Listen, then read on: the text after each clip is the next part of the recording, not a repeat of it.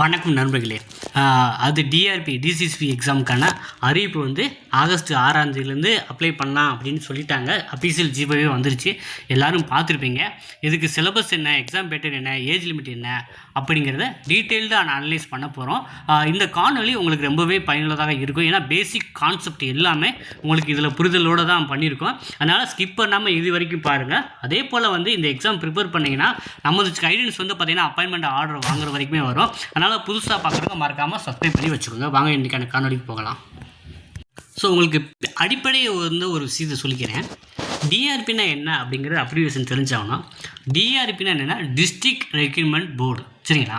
அதே போல் எஸ்ஆர்பினா state recruitment board. இந்த TRP என்ன பண்ணுறாங்கன்னா மாவட்ட மத்திய கூட்டுறவு வங்கி, அப்புறம் பிரைமரி கோஆப்ரேட்டிவ் சொசைட்டி சொல்லுவாங்க, அது பிரைமரி பேக்ஸ்ன்னு சொல்லுவாங்க, பிரைமரி அக்ரிகல்ச்சர் கிரெடிட் சொசைட்டி, தொடக்க வேளாண்மை கூட்டுறவு சங்கம், நகர்ப்புற கூட்டுறவு சங்கம் போன்ற சங்கங்கள், ரேஷன் கடைக்கு எல்லாமே வந்து இந்த டிஸ்ட்ரிக்ட் ரெக்ரூட்மெண்ட் போர்டு தான் வந்து ரெக்ரூட்மெண்ட் பண்ணுவாங்க. ஸோ அதனால அது டிஆர்பின்னு சொல்கிறாங்க.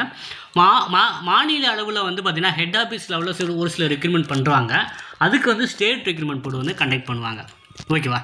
அடுத்ததாக வந்து நம்ம தெரிஞ்சுக்கிறது, இந்த எக்ஸாமுக்கு இந்த கோஆப்ரேட்டிவ் பேங்க்கில் நீங்கள் மத்திய கூட்டுறவு வங்கி பிரைமரி கோஆப்ரேட்டிவ் சொசைட்டி ஜாயின் பண்ணோன்னா குவாலிஃபிகேஷன் நீங்கள் டிகிரி கம்பல்சரியாக முடிச்சிருக்கணும், சரிங்களா?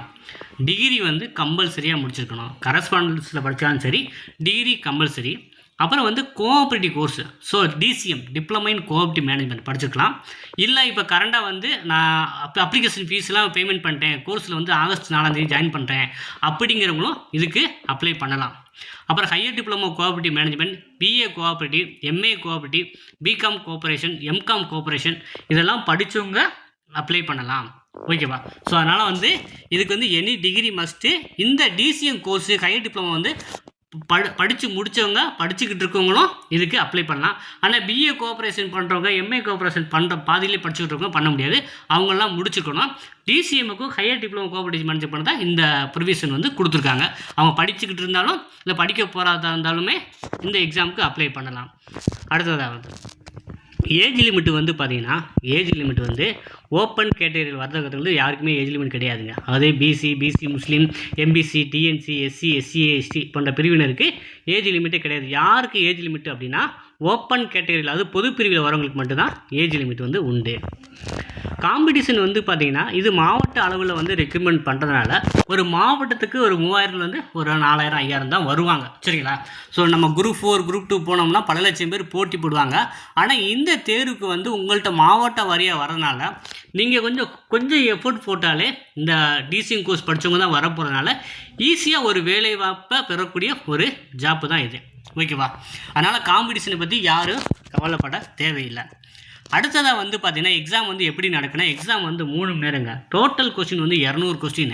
இந்த 200 கொஸ்டினை எப்படி கன்வெர்ட் பண்ணிக்கிறாங்கன்னா 200 × 0.85 மார்க் ஈக்குவல் டு 170 மார்க். அப்போ 200 கொஸ்டின் கேட்பாங்க. அதில் 100 கொஸ்டின் கோஆப்ரேட்டிவ், 100 கொஸ்டின் வந்து ஜெனரல் ஸ்டடீஸும் தமிழ் வரும், சரிங்களா? இதைத்தான் 170 மார்க்கை கன்வெர்ட் பண்ணிட்டு இன்டர்வியூக்கு ஒரு 30, டோட்டலாக வந்து 200 மார்க். ஸோ இதுதான் கட் ஆஃப் மார்க்காக அவங்க வந்து உங்களுக்கு அவங்க கொடுப்பாங்க. கொஸ்டின் பேப்பர் வந்து பார்த்திங்கன்னா ஒரு கொஸ்டின் வந்து தமிழ் அண்டு இங்கிலீஷ் ரெண்டுலேயுமே இருக்கும், சரிங்களா? கொஸ்டின் பேப்பர் வந்து தமிழ்லேயும் இருக்கும், இங்கிலீஷ்லேயும் இருக்கும். அப்புறம் வந்து பார்த்திங்கன்னா நம்ம ஏற்கனவே பார்த்தது தான் எக்ஸாம் பேட்டர்னு. அப்புறம் வந்து தமிழில் வந்து இவங்க ஜிஎஸ் பார்ட்டில் தமிழில் வந்து 20 கொஸ்டின் கேட்குறாங்க. ஸோ நல்லா நோட் பண்ணி வச்சுக்கோங்க. தமிழில் 20 கொஸ்டின், மேக்ஸுக்கு வந்து 14 கொஸ்டின், சயின்ஸில் வந்து 20 கொஸ்டின் கேட்குறாங்க, பாலிட்டிக்ஸில் 7 கொஸ்டின், ஜியோகிராஃபியில் வந்து 11 கொஸ்டின், ஹிஸ்ட்ரி அண்ட் ஐஎன்எம்மில் 18 question, static GK and current அஃபேர்ஸில் 7 கொஸ்டின். அப்போ எதுக்கு இம்பார்ட்டன்ட் கொடுக்கணும் அப்படிங்கிறத கொஞ்சம் உற்று நோக்கிக்கோங்க. ஸோ இதன் பிரகாரம் தான் நம்ம ஸ்டடி மெட்டீரியல் டெஸ்ட் பேஜ் எல்லாம் ரெடி பண்ணி வச்சுருக்கோம். விருப்பம் உள்ளவங்க வாங்கி பயன்படலாம், சரிங்களா? ஸோ இதை வந்து கண்டிப்பாக வந்து ஒரு பேப்பர் பென் எடுத்து நோட் பண்ணி வச்சுக்கோங்க. ஏன்னா தமிழ் மட்டும் 20 கொஸ்டின், மேக்ஸுக்கு ஒரு 14 கொஸ்டின் கேட்குறாங்க. ஸோ சயின்ஸில் தான் அதிகமாக கேட்குறாங்க. அதை கொஞ்சம் நீங்கள் சயின்ஸ் வந்து 6 to 10 கொஞ்சம் நல்லா படிக்கணும். ஓகேவா?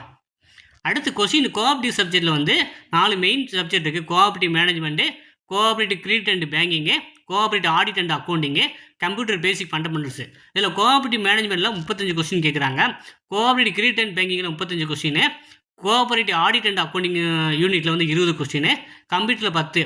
இதெல்லாம் உங்களுக்கு எப்படிங்க தெரியும் அப்படின்னு ஒரு சிலர் கேட்பீங்க. நம்ம வந்து ப்ரீவியஸ் கொஸ்டின் அனலைஸ் பண்ணி தான் இந்த வந்து ஒரு ப்ளூ பிரிண்டே நம்ம ரெடி பண்ணியிருக்கோம்.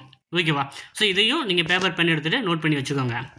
அப்புறம் வந்து பார்த்தீங்கன்னா ஸோ நமக்கு வந்து இப்போ உங்களுக்கு அடிப்படை ஃபண்டமெண்டல் எல்லா விஷயமும் உங்களுக்கு இப்போ உங்களுக்கு எக்ஸ்பிளைன் பண்ணியிருப்பேன் அப்படின்னு நம்புகிறேன். ஸோ இதில் எதுவும் டவுட் இருந்தால் எனக்கு கமெண்ட்ல தெரிவிங்க. அடுத்த காணொலியை இன்னும் டீட்டெயிலாக டிஸ்கஸ் பண்ண போகிறோம். நமக்கு வந்து டைம் இல்லை. நான் வந்து 2024 செப்டம்பர் முதற்கொண்டே வந்து வந்துரும் சொல்லிக்கிட்டே இருக்கேன். ஆனால் நிறைய பேர் எல்லாரும் என்ன நினச்சாங்க, இவனுக்கு வந்து வியூஸுக்காகவும் வியாபாரத்துக்காக தான் இப்படி பண்ணுறான் அப்படின்னு சொல்லியிருந்தீங்க. இப்போ வந்து சடனாக பண்ணிட்டாங்க. நம்ம என்ன பண்ண முடியும்? சரிங்களா? என்கிட்ட செப்டம்பர்லேருந்து படித்தவங்க வந்து பார்த்தீங்கன்னா ஒரு 800 பேர் இருக்காங்க. அவங்க 2 புக்குமே முடிச்சுட்டாங்க. இப்போ வந்து அவங்களாம் ரிவிஷன் தான் பண்ண போகிறாங்க.